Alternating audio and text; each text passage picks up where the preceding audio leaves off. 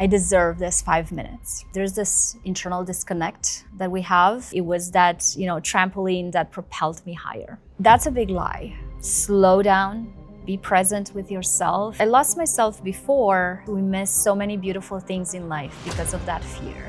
What happens when the person who looks most successful on paper, the life he has built, the relationship that he has, they don't actually enjoy living in? My guest today works with exactly that kind of persons. High performers who hit every external marker of success, yet struggle with the most that matters the most, the closest relationships, with the people around them and with themselves.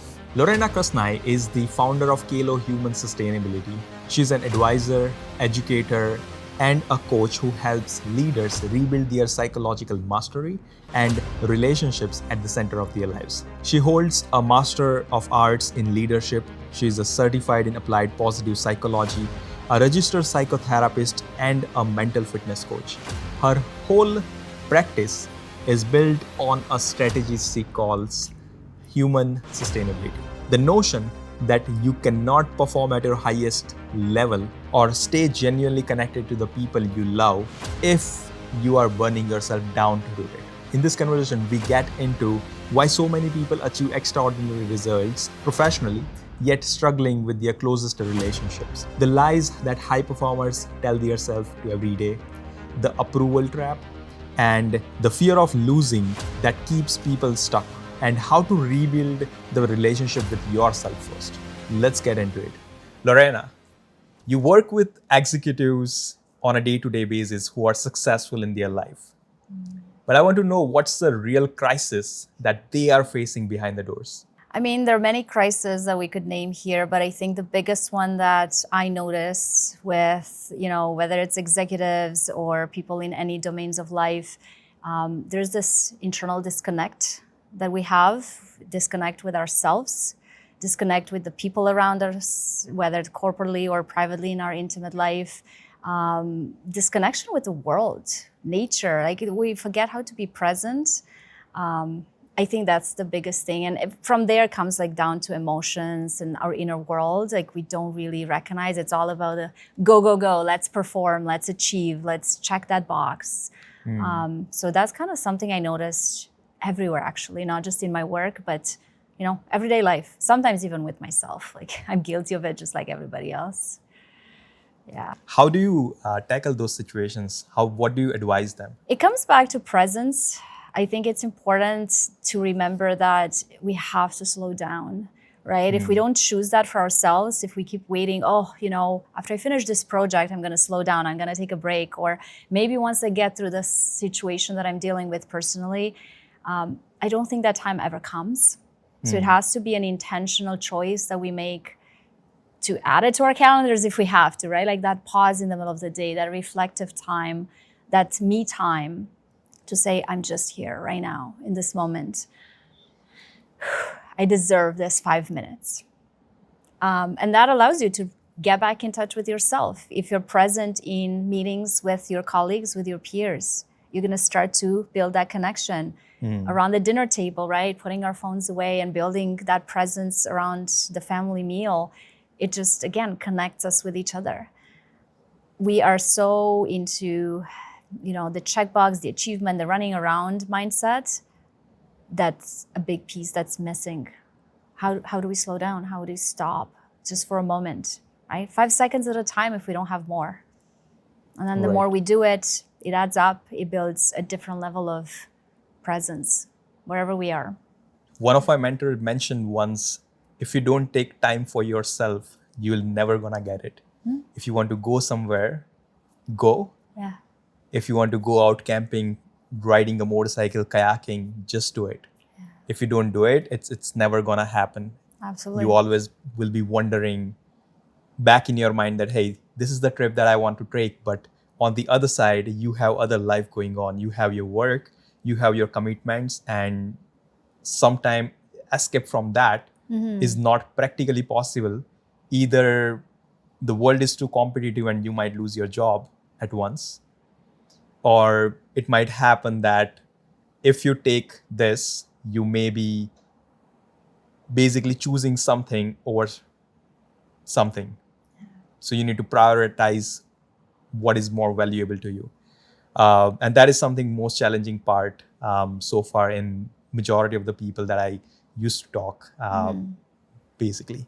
How can we make sure that we balance our life, even with these chaotic situations, and even giving enough time to ourselves so that we don't burn out at the end, or we don't lose ourselves into the process of having that materialistic life. Funny enough, I just posted something about balance. I think just the other day I was at this retreat and just kind of playing on some logs there. And, it comes down to, what are we doing? Why are we doing everything that we're doing? In terms of the inner world, when I think about it, is we're constantly circling back to our self-worth. I'm trying to prove myself. I'm trying to earn someone's love. I'm trying to earn someone's appreciation of my achievements. And that's what burns us out, because we'll never feel like we're enough. When we go back deeper within and we start to understand that we are worthy just because we are. We're beautiful human beings, and it's not our achievements that gives us value, right? It's our strengths. It's who we are within. It's our contribution to this world, showing up just the way we are. It's that piece of authenticity that just makes the world a better place because we're in it. You stop doing it for the wrong reasons. It's not that we're all gonna stop working and stop, trying to accomplish things. I think those are beautiful things to have goals and vision and, like I said, the contribution in the world. But if we are not attaching our self-worth to it, it's done from a different place. And I think that would help immensely with this just whole busyness mindset and the burnout piece that we're experiencing. Now, mind you, there are many other strategies that we would need to consider when we're talking about burnout. This is like an oversimplified version of it, but I tend to go deeper, right? Always at the root cause. What are we actually dealing with here? What is the biggest lie that high performers are telling themselves to justify working themselves into the ground? Yeah, you kind of said a little bit there earlier. I think we keep telling ourselves, I'll be happy when. I'll slow down when, maybe when that project finishes, maybe when I get married, maybe when I buy that house, when I achieve this next goal. I'll then have everything in order, or, even inner healing. I will go into that relationship, but first I need to heal myself, or I will, go for that next job, but I need to accomplish all these, 5 degrees. That's a big lie. It's about challenging the fear and going after what we want, deep down knowing what we want, right? The good things in life, and going for it right away. It doesn't mean we're going to get it right away. It just means that we're taking that first little step towards it. And in the meantime, we can still educate ourselves and go for more degrees. We can still, work on our inner healing. But many times we tell ourselves that, I'll be happy. I will achieve those things later. And then we just kind of swirl in place. We're still constantly doing things, exhausting ourselves, but we're not actually feeling the depth of accomplishment. We're not pausing to appreciate ourselves in the moment. That, hey, I've come a long way. We've done so much. Why am I still chasing?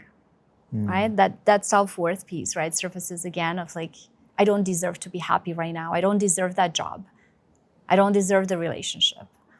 What is the day-to-day difference between a leader who is surviving, since you're working with high performance people, majority of them are leader at somewhere, difference between who is just surviving or the one who is flourishing? How much time do we have? There are many things that I think show up in the survival mode versus a flourishing mode. And I think there's just so many possibilities that we can work on ourselves to build that flourishing mindset. A big piece is authenticity. Again, knowing who we are, knowing our values, knowing our strengths, living aligned with that, knowing how to bring those strengths to the surface, recognizing that we all have a contribution in the world and walking towards that purpose with intention, right? It's not just about the money and the title and, those type of corporate accomplishments. Those are massive pieces in terms of the flourishing aspect. And from there, I think other things follow. We talk a lot, and I think you and I talked even before getting online here about physical aspects and how our body reacts and taking care of ourselves nutritious-wise and, exercising. Those are all part of flourishing. But how many times we hear people fail diets, people cannot keep up with their workout routines? Because again, it goes back to that deeper inner self. Do I know myself? Am I aware of what's happening right now in this moment? Do I know what strategies can I reach for myself to support myself as I move through life? When you do that work with yourself and you learn those strategies and you get to know yourself and sit in those places with yourself, life becomes easier to get through. Because we're always going to have challenges. We're always going to have heavy things to go through. So instead of surviving and barely crawling up through those challenges, why not getting to know yourself enough and what's within you? Also, what resources you have outside, right, in terms of your environment, the connections, the support system that you have created with friends, relationships, perhaps professionals. All of those builds towards flourishing. But again, it starts with you. You'll hear me say that a lot today. Right. You mentioned the main important thing is authenticity, being authentic who you are. Yeah. Isn't that meaning being vulnerable to your leadership? Being what? Excuse me. Being vulnerable? Vulnerability is a big piece. I think a lot of us are still scared of vulnerability. But vulnerability comes in different shapes and forms. You know, some people mistake vulnerability for, I gotta go out there and just tell everybody everything about myself and everybody needs to know this. It's just allowing yourself to be you, not being afraid to be seen. In a corporate world, it may look different than it looks at home, right? Or with your group of friends. We just need to test our limits around vulnerability and then learn how to open up more and more. But definitely I agree that vulnerability is something that a lot of us have lots of work to do. Right. Yeah, in many domains of life, right? Because when people says that you are vulnerable, they basically telling you that, hey, you're weak. Yeah, there's that label. And a leader being weak isn't a positive outcome. Down the line, you also mentioned there are different ways or different boundaries that we need to bound in terms of how vulnerable we can go. How do you set that? I mean, it's a bit of trial and error because, Okay. as you said, there's still this negative label around vulnerability that it is weakness. Once people taste what vulnerability can do for them in relationships, in workplaces, people start to realize that it's not a weakness, it's actually a strength, knowing how and when to be vulnerable and when to bring your true self. Because as I said, sometimes people do not deserve those stories, right? There may be environments that it's not appropriate to bring certain vulnerable parts of ourselves forward. I think I've made a lot of mistakes along the way, even myself, with my own journey towards authenticity, and it's a strong value for me. And even my vulnerability, like I share my personal story in a lot of workshops I do, and that's usually what I tell people, like you will see the human, not just the professional, because yes, science and information, it's great, but it's when we connect person to person through our stories, that's what changes everything around us. So whether it's a workplace environment where we connect at a human level through our stories, whether it's a private space, that's what we need. We're human beings. We're not machines to just go with the facts and with the logic items. We need them, of course. But yeah, at first, right, like you do a little bit of it. You have to experience the trust and the environment that it's received or perhaps not received in. If you're noticing that there is resistance, perhaps it's a signal for you to put a boundary and stop or pause for a moment. If it is welcomed, you'll notice because the other person's going to start to share themselves, right? And then vulnerability is working because you're feeling the connection. You're feeling that sense of belonging that starts to build around it. I was doing a course, so as you know, I teach. For a very long time, that was the human piece of me was missing in my workplace. So when I talk with students, it's all about curriculum. Yeah. It's all basically what I'm teaching to them. This semester was one of the best semester that I had, and that's something I mentioned to you earlier. And the main reason is I started sharing what my personal journey was when I was in their shoes. along with that what I am doing on a personal basis, like on a day-to-day basis, whether it's in my business or at that time I was planning the podcast and everything. So I was sharing them that, hey, this is what I'm going to do. This is how I'm planning. And they all were very involved into it. Yeah. And that's how we were able to manage and make those personal connections even outside those books. And we had incredible results down the line. So I kind of agree with you that making those, but I am not too sure what exactly the boundaries should be. And as you mentioned, it's a trial and error method. So probably I'll find one day. It does sound that you are doing a good job, though, with showing up and learning how to move from that sole curriculum approach into more connecting at a human level and seeing the results of it. Right. And I think it's a sensing that happens, right? In the Yes. room. You're Yes. noticing that the students are more receptive, which tells me that you're probably doing a healthy amount of sharing and vulnerability in the space. And you'll know if it's too much. You'll know if it's maybe missing at some point again. So We're talking about high performance people, leaders, basically. Everyone is facing that time management is also one of the important piece of their life, of their day-to-day life.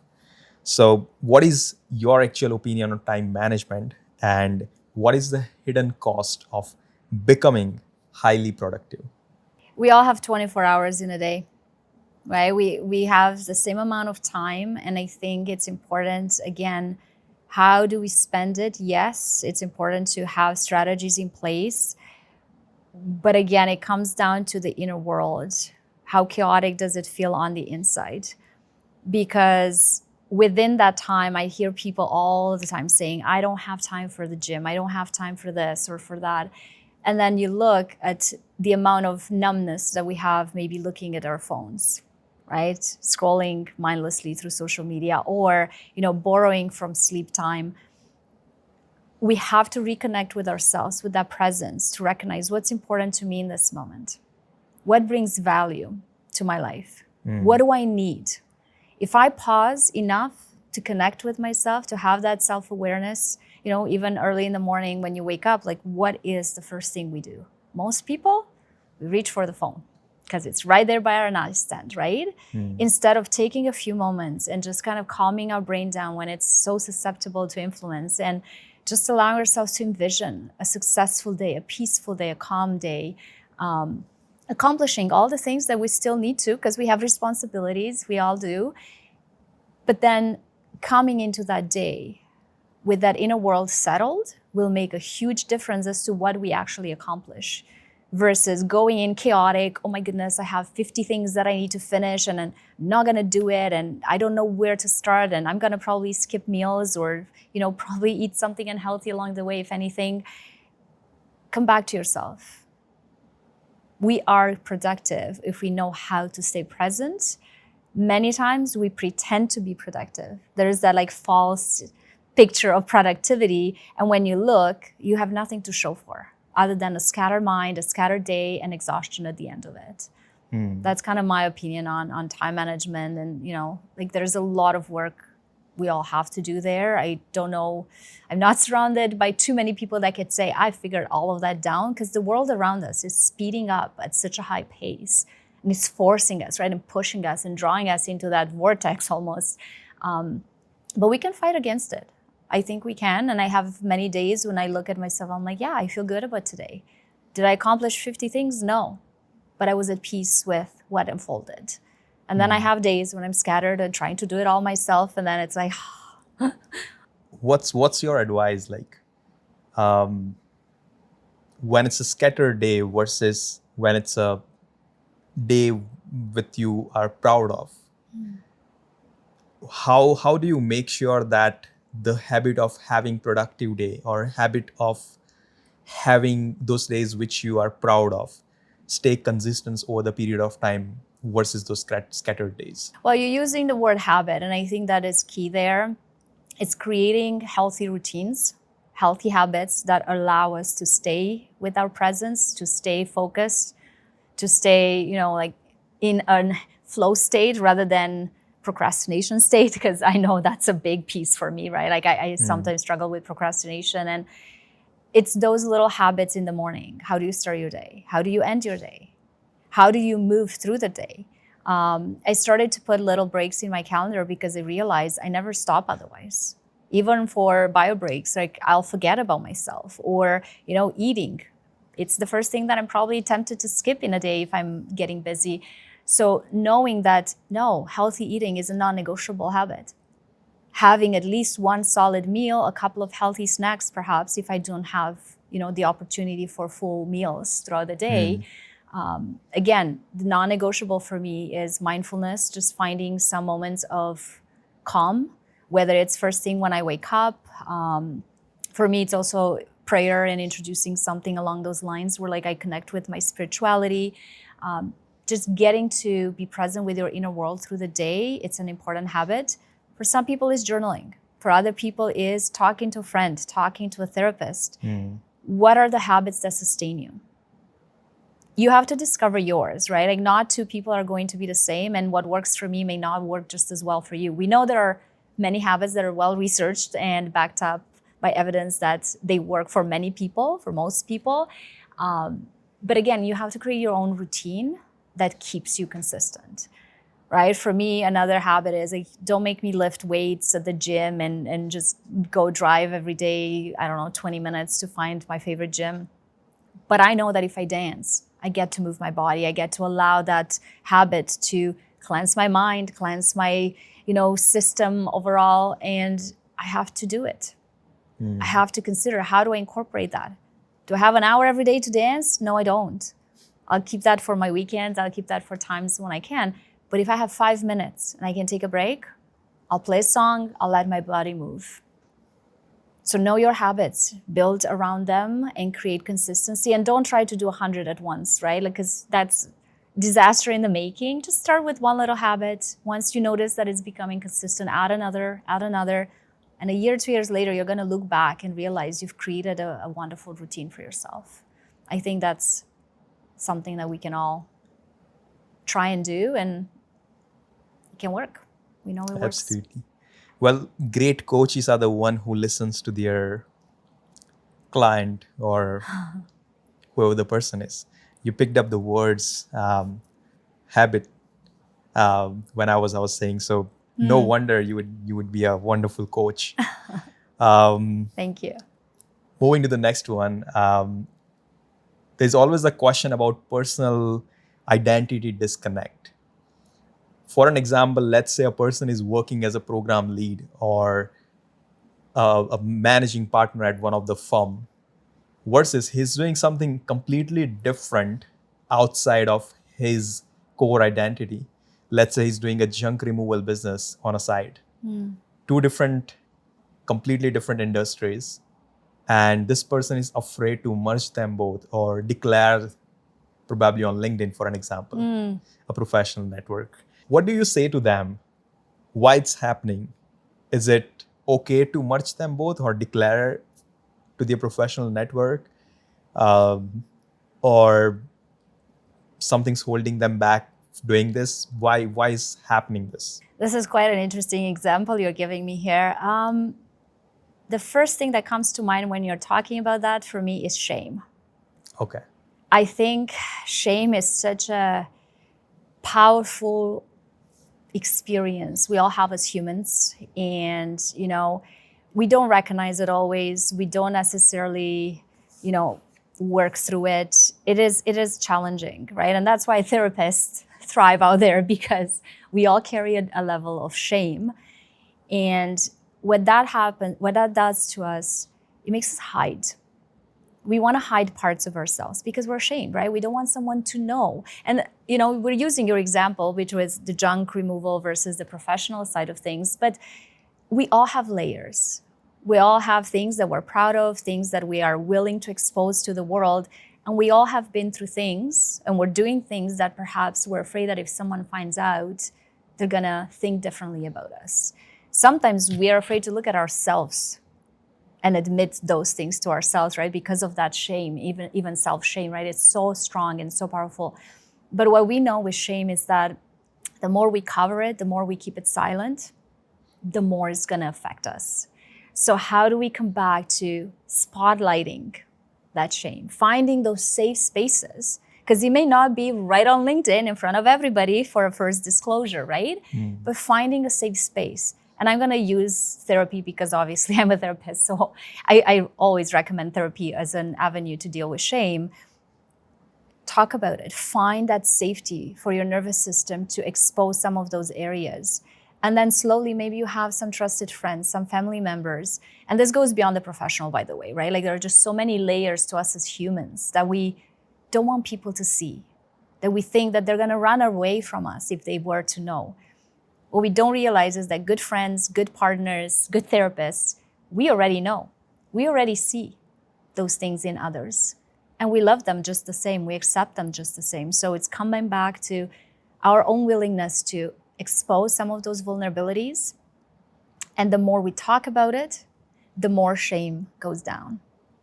Because it's no longer hidden, right? It's out, it's in the open, and we're starting to notice that, oh, this is not that painful. People actually still care about me. People still love me. They're not ashamed of me because I'm a junk removal business.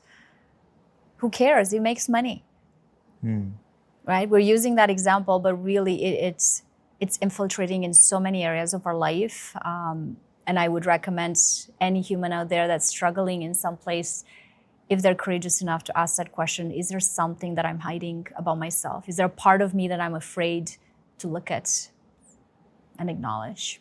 What is the core psychological problem? You mentioned shame is one of them. Can you talk more about it?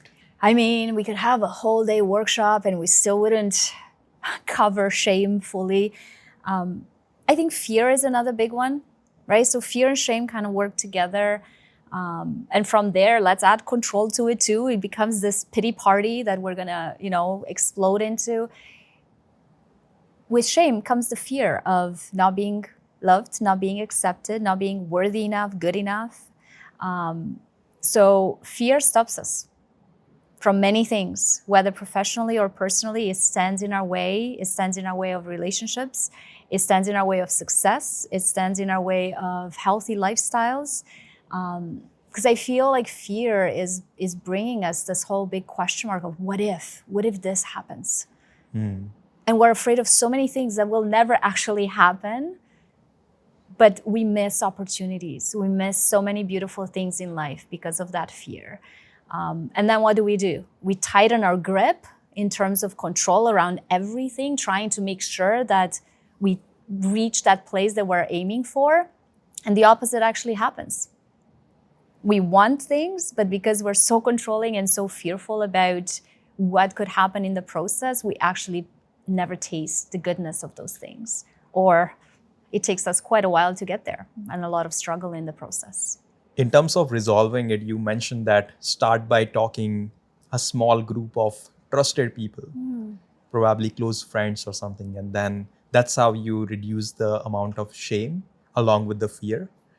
And if it's not hidden anymore, you wouldn't feel the same way. What if this has a negative impact on the professional relations? I guess I would have to clarify, right? Because different aspects of ourselves can be shared in professional spaces. Different aspects can be shared with friends. Some maybe only get shared in therapy, right? It depends what it is. I think shame shows up in the workplace, absolutely. And imposter syndrome is one of the biggest things that we see as a sign, as a symptom, right? In terms of like, I'm not good enough. I'm just pretending that I know my job because, one day they're gonna find out. And we struggle so much with that, like do more, ask for more validation in the process. So again, we have to test, like, what are we dealing with? Are we having that opportunity for open conversations with our managers, our leaders, or perhaps our colleagues, our employees that are reporting to us? So building those relationships with a psychological safe environment around it can allow ourselves to work through shame in a workplace context. But we have to do it cautiously because, again, shame is such a deeply rooted psychological aspect that it wouldn't be the first place where I would tell anyone to go try and deal with shame. Okay. Right? So again, depending what everybody's going through, the space needs to be appropriate for it. So many successful people discover that they have built a successful life that they don't genuinely enjoy living it. And there are other people who do not have a successful life. What I meant by successful life is having a huge mansion, having a sports car, materialistic things around it. That's what I meant by successful life, which is not a true definition of successful life for me, but it is for majority of the people. My question is, why do so many achieve extraordinary results in the first place professionally, yet struggling to experience the same success on their personal life or the closest relationship they have? The definition of success, as you say, it's very different from person to person, but I think I know where you're going with this question. You know, in the corporate world, when we're trying to achieve success, a lot of times there's a lot of commitment, there's a lot of dedication. We spend a lot of time educating ourselves, a lot of time showing up in the workplace, or even working outside of our business hours, right, on our business success. So we're investing a lot. I think my first thought there is, how much are we actually investing in relationships? How much have we learned how to build healthy relationships and how to enjoy them? And are we actually dedicating the time? Because not even our evenings, not even our weekends or vacations are for relationships anymore. But the other side to that for me is we're using a lot of logic, a lot of determination, a lot of coldness to move forward with success in business. When it comes to relationships, what is needed? The opposite of that. Vulnerability, openness, emotional access. Well, if we've primed ourselves towards this success so hard, typically we tend to go back into that whole logic and that coldness. It starts to show up in relationships. So it's hard to make the switch, right? So it's about learning. How do I learn to access those places within myself first, for me, to build that relationship with myself, so I know how to bring it in those private spaces with my partner, with my children. I think those pieces are quite a problem in our world today. I see it all the time. And as you say, with successful, incredible people that have accomplished so much, and yet they cannot enjoy it because they realize there's a gap. There's an emptiness, right? So do you think that in order to resolve this, start taking the first step by knowing yourself? I think knowing yourself is the first step for everything. Really, even to achieve success in business, we would do so much better, and it would be so much more easy and beautiful to do so with more self-awareness. But yeah, in relationships, how can I be mindful of your emotions? How can I be present with you if I'm not regulated, if I don't understand my own emotions first and how I'm reacting to a situation that perhaps surfaces, right? In a business, you stand up. If you're the boss, you kind of put your foot down, you tell them where they are going and what they're doing to your employees. In a relationship, that doesn't work. It's a collaboration. It's a space that you co-create with your partner. So you have to pause. You have to listen to them. Well, if you're not wired to that safety, to pause yourself, because you've been primed to take control all the time, it becomes challenging. So yeah, knowing yourself first, and then pausing enough and investing enough in that relational space as well. Not at the expense of success. I think that's a misconception people have, that I have to choose one or the other. I think it's knowing how to shift from one into the other. What's the definition for you of successful life? Ooh, I don't know if I thought of a full definition here, but for me, I've done an exercise once and it stuck with me. I revisit it very often, and I look at, how do I want to feel in life, to feel at peace, to feel that quote unquote success, as people would define it. And I have 3 categories. I look at my life, what kind of experiences can I have that would fill my soul? I want to enjoy adventure. I want to enjoy play. I want to enjoy fun. I would love to travel. I love to dance. So can I bring beautiful experiences to my life? That's success. The other domain for me is growth. I keep peeling off layers of myself. I want to learn more about myself, my inner world. How can I be better every day? So exposing myself to learning opportunities, to growth opportunities, as long as I feel that I'm evolving constantly, that's success. And the third layer for me is contribution in the world. I know I have gifts. I know I have passions. I have beautiful things that I've been blessed with through this life, and I want to give them out onto others. I want to contribute with those to bring value to other people's life, whichever job I choose, whichever domain I end up working in. As long as I contribute and I see the impact it has positively, that's success. Love Sure, it. I want the mansion and I want the car and I want the vacations and, I want all those things. I want the relationships, of course. But coming back to yourself and look at the deeper things, things that perhaps nobody can take away. Because all of that's kind of fleeting, right? Yes. Comes and goes. Yes. I love it. All right. If someone listening this podcast feels completely lost today, what is the exact first step they need to take tomorrow morning to rebuild their psychological mastery and relationship that they have with themselves and the closest ones to them? Well, we kind of talked about it throughout, but I'll start by saying, don't actually do anything. Stop everything you're doing. Just stop and pause. Stop and pause and get back to that self-awareness. Notice. Kind of retrospecting? Not even retrospective. It's like just notice in this very moment. Don't be afraid to look. What am I feeling? What am I really experiencing? What am I thinking? Where is this coming from? Right? That self-awareness, it's so important. And it is the first step, right? Like from there, you can make different choices for yourself. From there, you can empower yourself. You can go and start to look into your gifts, into your inner strengths, inner resilience that you can tap into. But we can't do that if we don't stop. If we don't stop enough to look and ask ourselves, what is really going on right now? I have times when I feel lost with all the education, with all the knowledge. There are moments, there are crises that happen, and I feel overwhelmed and I go in action mode because we are wired that way.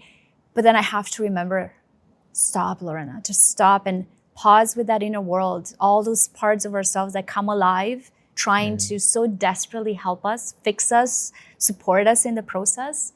I need to listen to them. I need to understand, what are they afraid of? What are they trying to do? How are they trying to help me in that moment?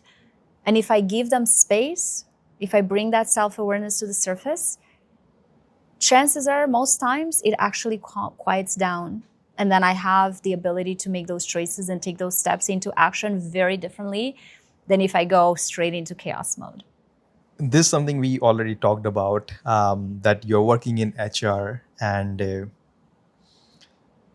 I want to know, what was the exact breaking point when you decided that I want to start doing the practices along with this? I mean, it's a long story. I could spend hours just kind of going through my life ups and downs. But the biggest point for me was kind of 2019, 2020. I was in a job that was not healthy for me. I needed to change. My confidence was at a very low point. I was definitely disconnected to myself. I didn't know who I was. I associated my identity with the job. I associated my identity with the relationship I was in, a relationship that was failing, a relationship that was not present, I was not myself in. So a lot of damage was done there to the people that were in my life, to my self-esteem and my confidence around professional life. So I did what I knew best. I went back to school.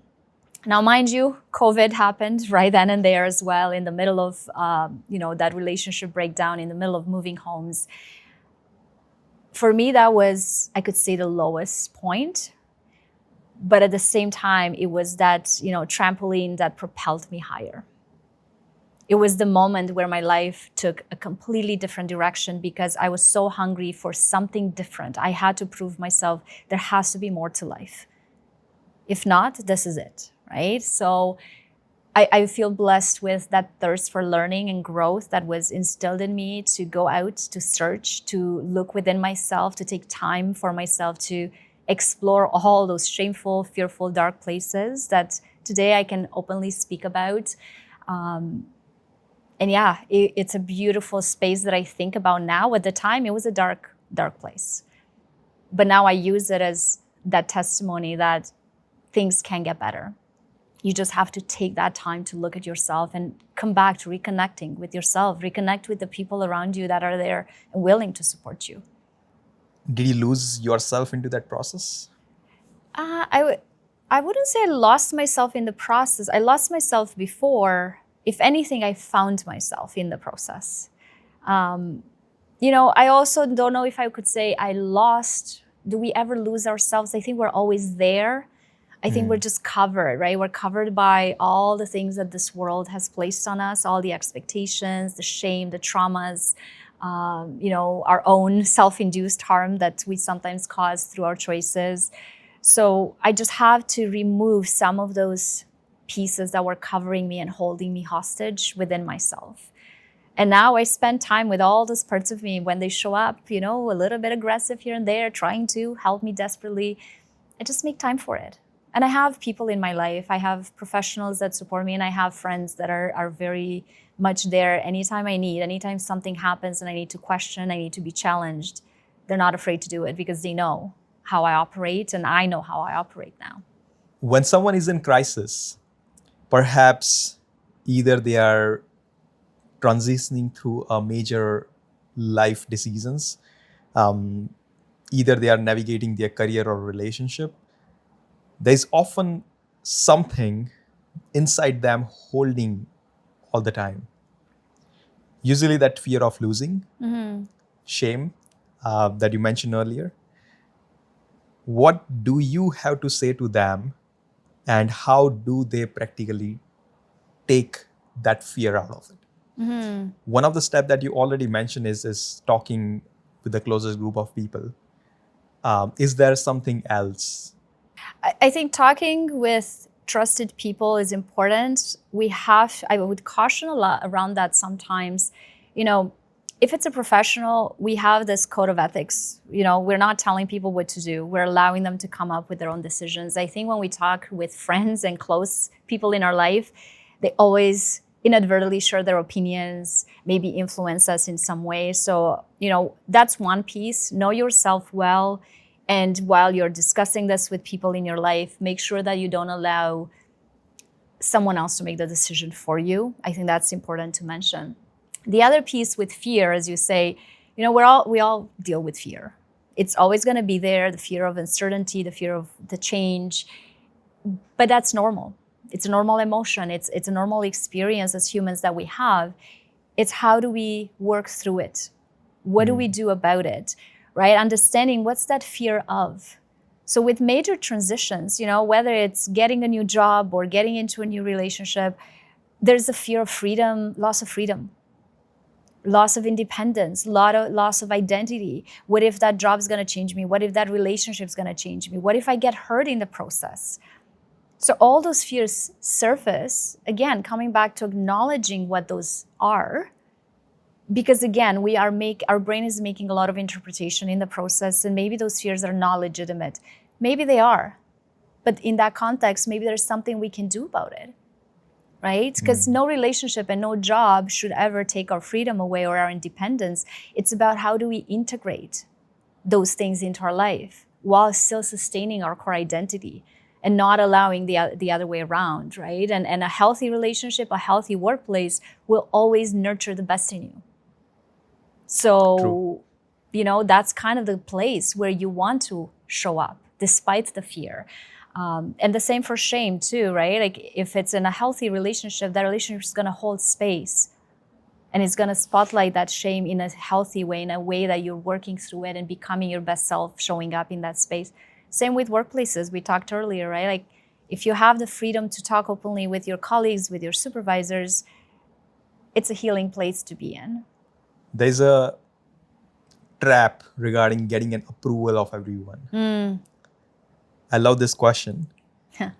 Even when we try our hardest not to care about something, not to care about what other people will think, deep down we still do. Yeah, we do. Why is our brain wired this way? And how do we actually deal with this? It's a beautiful human thing, actually. You know, we're wired for belonging. That's what it is. We want people's approval because we want to matter to them. We want to belong. In the workplace, in our life, in our friendships, in our family relationships. Like, this is what we are, social creatures. And we thrive in connection with others. But again, there are so many layers to ourselves, and this life hit us too many times, whether it's in childhood, our family relationships, our attachments were not healthy, whether we're talking about, you know, being bullied in childhood or through high school or any years in life. You know, there could be traumas that have happened in someone's life. It hits that core of belonging. It hits back in that sense of self, in that worthiness. And yes, we care about other people, what they think about us, because we want to find our people. We all try to get in connection with someone, and whether it's, again, partners or whether it's in our colleagues group, we want to feel accepted for who we are and not pretend that we're something else. It's really hard to walk through life with a mask on and constantly try to seek someone's approval. I can say from experience, the more I am myself, the more I get to be surrounded by people that actually love that energy, love to be with me and around me for who I am.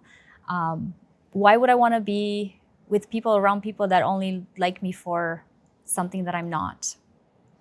So I would hope that anybody listening to this, they would go back to just being themselves and notice when someone shows up that are truly appreciating that authentic version of them and hang on to those people.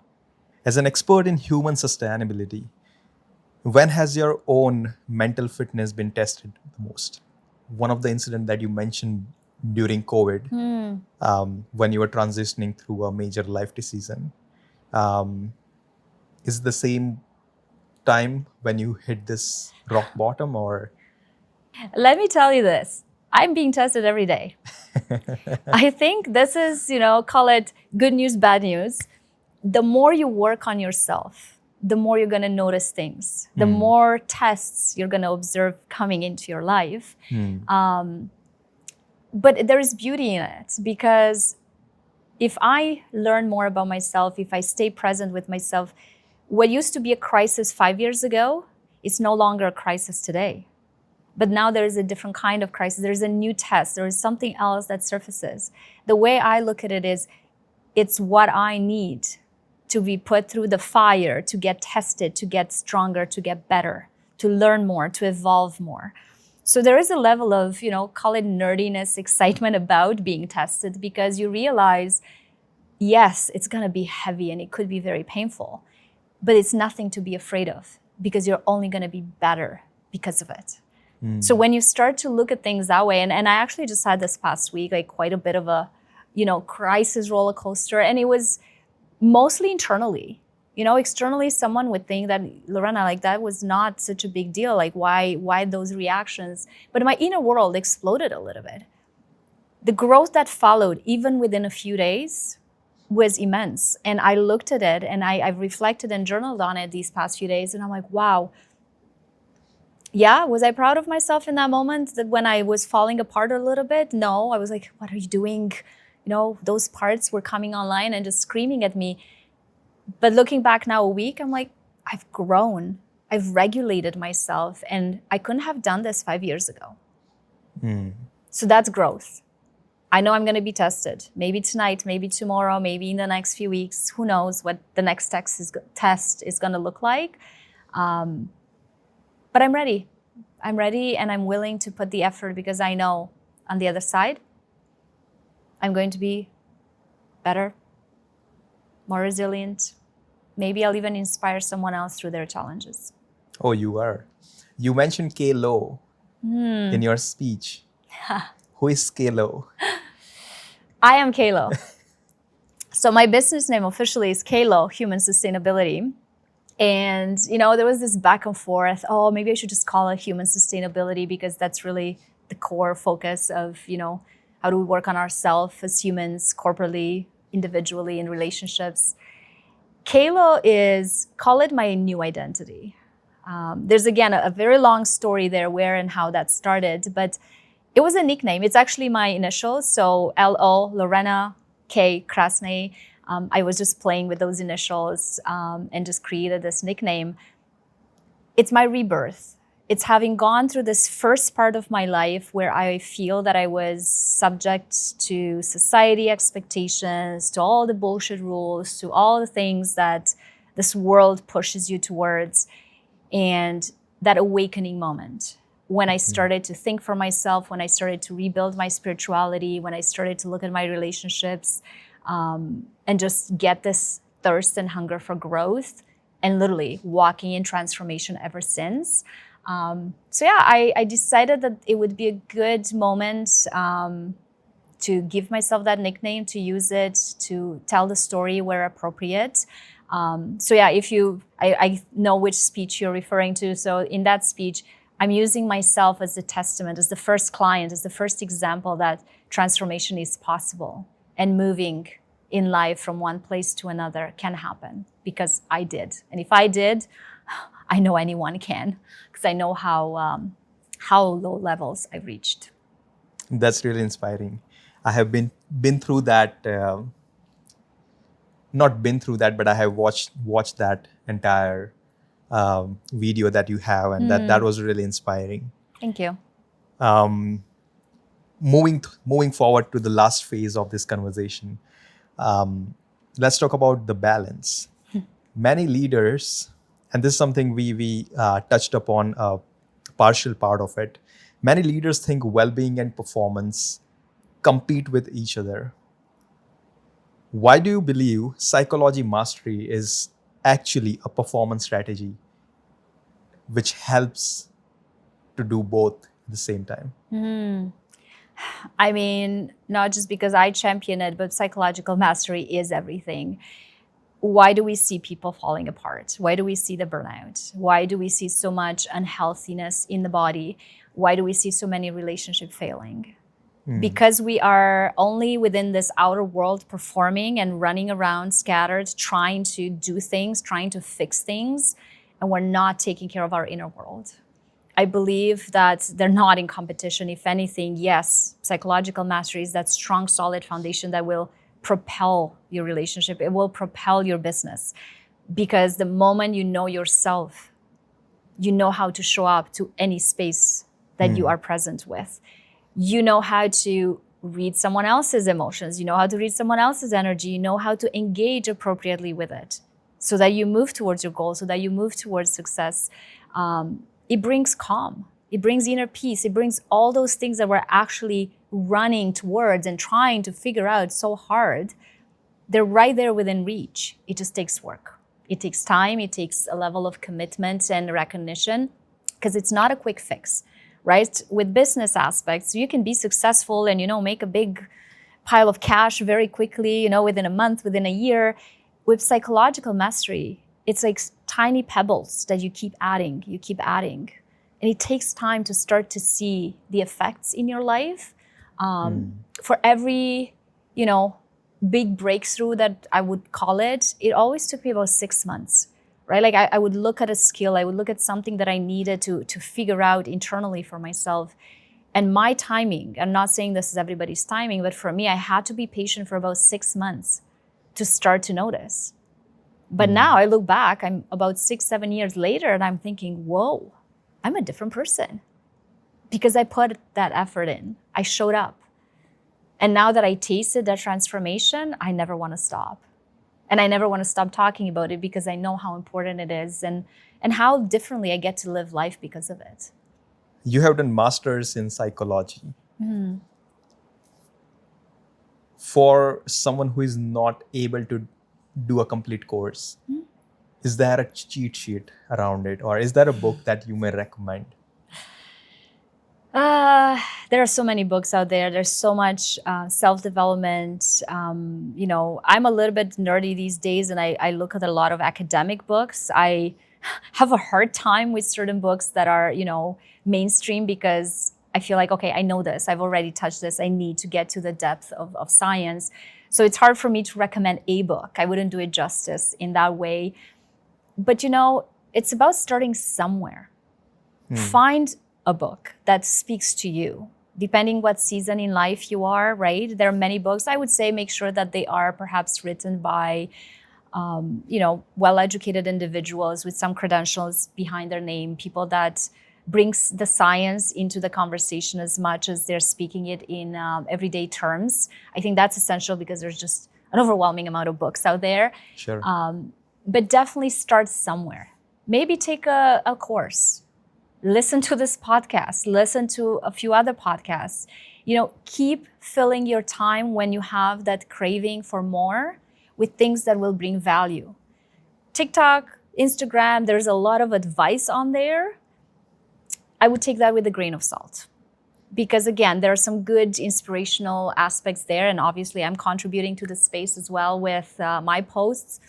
But definitely being more intentional with those spaces. If you've never done therapy, consider doing therapy. Look at what's within you. Maybe explore coaching if that's something that corporately your organization is allowing, right? Like I started with coaching, I started with therapy. And that's kind of where I got stimulated to learn more about myself. And for me, it was through learning, through education, through another master's and another master's. It doesn't have to be anyone else's path. It's about asking the question of yourself. What area is suffering the most? Do an inventory of your life. I do that with all of my clients, in coaching and in therapy. We look at different aspects of life and which one is suffering more, which one should we tackle first. And we start with little goals. And you keep showing up to that conversation.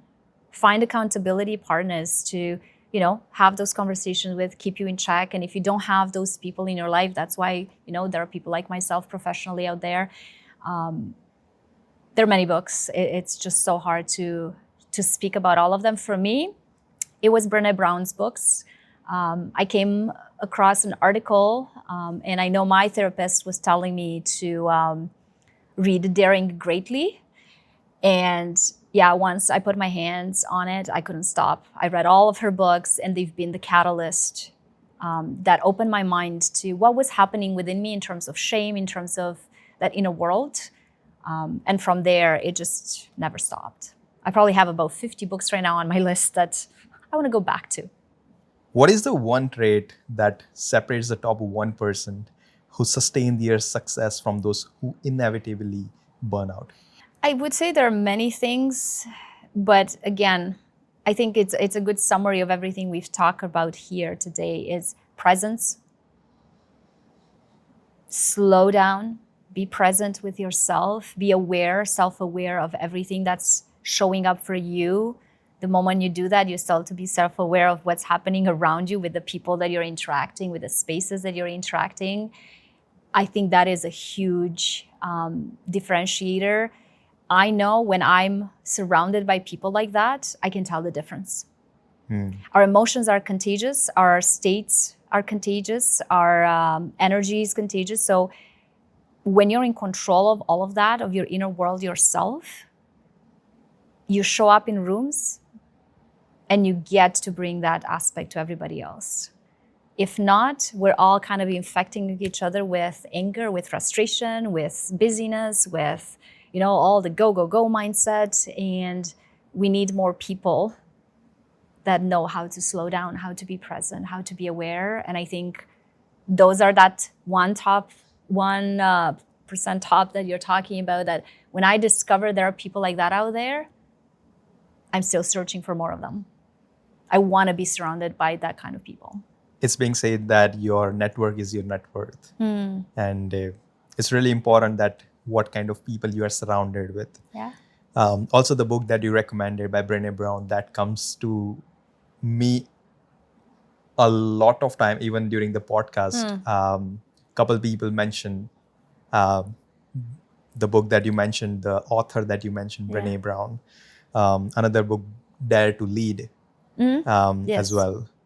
The final question on this podcast: at this stage of your life, how do you know when you are living your authentic identity versus performing an identity that seeks an approval? Yeah, I think it comes back to that authenticity piece. Am I doing this, whatever I'm doing, whatever I'm living into?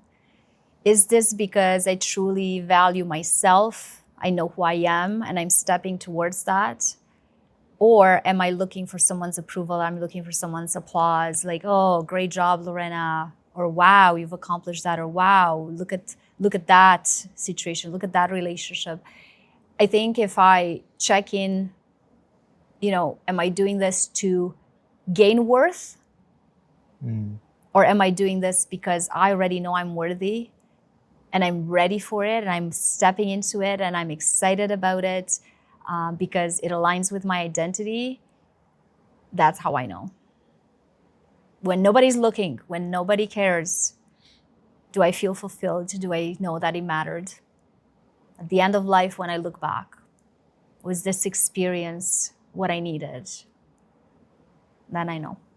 Awesome.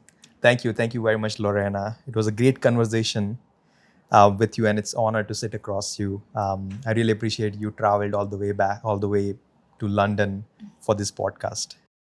That's the conversation. If there is anything from today's conversation that I'm taking home is you can win every elsewhere except the place that matters the most. The relationship with the closest one that you have, your home, the relationship with yourself first. She also pointed out a book, Daring Greatly by Brené Brown. It is worth picking up. I was just quickly going through the brief of it and felt deeply connected with the conversation that mentioned in that book. If anything hit you home today, if you recognize yourself being as a high performer, succeeding elsewhere, except the room that matters the most, Lorena Krasnai can be found on LinkedIn and her work lives at humansustainability.ca. If you get something out of this podcast, please share it with one person who really needed to hear this. Until then, keep figuring it out and I'll see you in the next one.